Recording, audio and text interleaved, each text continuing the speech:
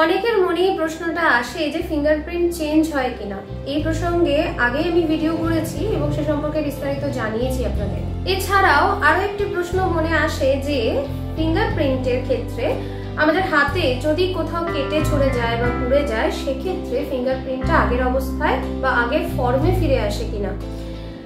আমি এই সম্পর্কে বলবো যে আমাদের হাতের কিছু লেয়ার থাকে, আমাদের ফিঙ্গারপ্রিন্টের কিছু লেয়ার থাকে।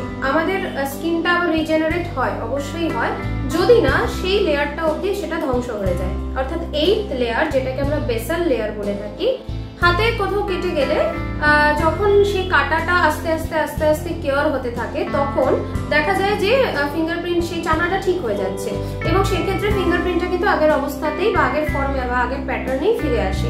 এমন কোনো ব্যাপার নেই যে সেক্ষেত্রে ফিঙ্গারপ্রিন্ট নতুন করে চেঞ্জ হয়ে আসে।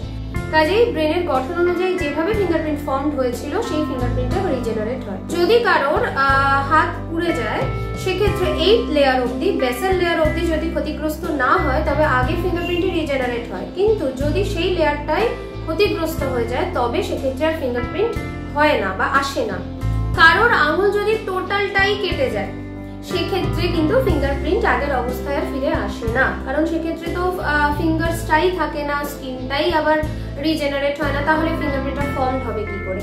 একমাত্র একটা ক্ষেত্রেই ফিঙ্গারপ্রিন্ট কিন্তু আগের অবস্থায় ফিরে আসে না, যদি 8th লেয়ার অবধি ক্ষতিগ্রস্ত হয় বা ধ্বংস হয়ে যায় 8th লেয়ার, আর যদি আঙুলটা কেটে বাদ পড়ে যায়, তাহলে একমাত্র আগের ফিঙ্গারপ্রিন্টকে রিজেনারেট হতে দেখা যায় না।